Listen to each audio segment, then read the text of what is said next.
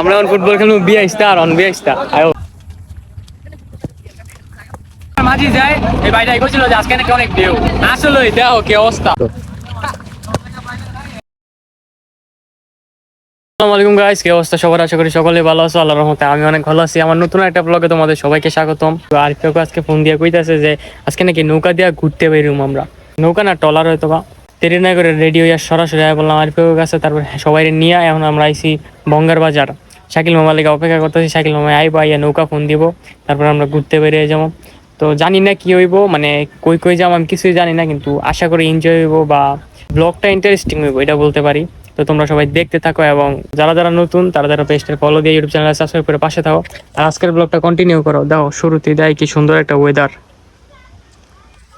ব্লগটা হইব 100 চলো সবার কাছে যাই। হারা সবাই দাঁড়ায় রয়েছে, আমি আইসি ভিডিও করার লেগে।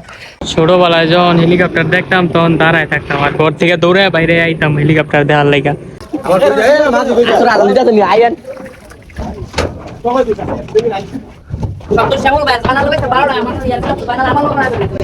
আমরা আগে একবার ঘুরতে গেছিলাম এই নৌকা দিয়ে। ওই